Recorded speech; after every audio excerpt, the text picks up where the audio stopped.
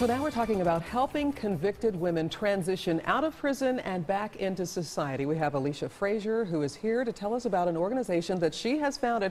It is called Women for Change. Alicia, thanks so much for being here. Thank you for having me. And so this is an organization that you started because you are a former felon. Tell us a little bit about that. Yes, I am a prior offender, Cynthia. I had some issues in my past, in my 20s, that led me down a road of trouble, and I ended up incarcerated 2 different times.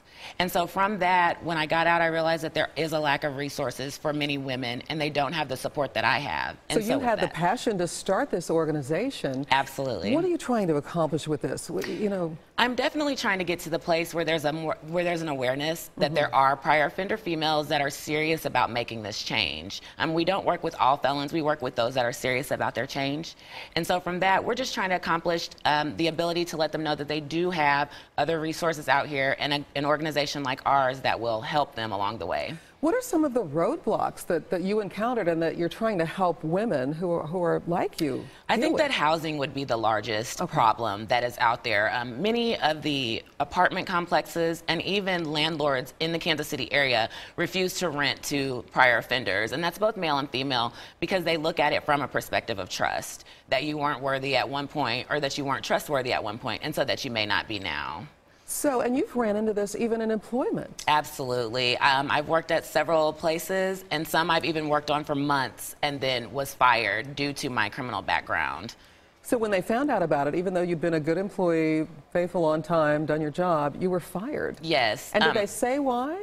Well, they said it was because of my background. They admitted it? Yes, they admitted it. And at first, you know, it didn't seem to be a problem when I sat in with the interview. I'm pretty open about my background. So, you know, a lot of times I've been told, you know, well, we'll talk to our company director and things like that, but let you go ahead and start work. And then later I would be terminated from those positions. So with these roadblocks, how are you going to help women overcome them? I mean, are there some solutions out there, or what can you offer? Absolutely. With our organization, what we do, we're set up with a lifelike model for change. So the name of our program is Felon Women for Change, and we have a Changing Lives program. So through that program, we work with several counselors and case managers that are all on volunteer basis. They work with our organization to help these women get the skills and everything that they need. All right, so how can women get involved, and how can employers, you know, and people that deal with businesses and residential issues, if they want to help, how can they get involved? Well, we're definitely looking for all the support that we can get. At this time, our organization is doing everything out of our own pockets to provide support for these women. So we have a website. It's fw4change.org. There are so many opportunities available for volunteering, sponsorship, and even partnerships on our website.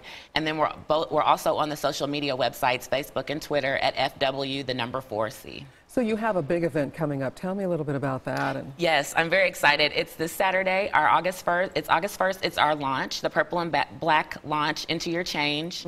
And it's at Brush Creek Community Center from 12:30 p.m. to 2:30 p.m. Okay. And so at that event, we will be handing out all kinds of toiletries. There are a lot of things that these women need outside of just housing. They also need, you know, female products as well as diapers and things like that. And we'll be giving all of those things out at our organization launch. So it sounds like a great event. That's also an opportunity to connect with the women and help them additionally a little bit later. Alicia, thanks so much for coming and sharing and for starting this organization and helping women in need. Thank you so much for having me. Absolutely.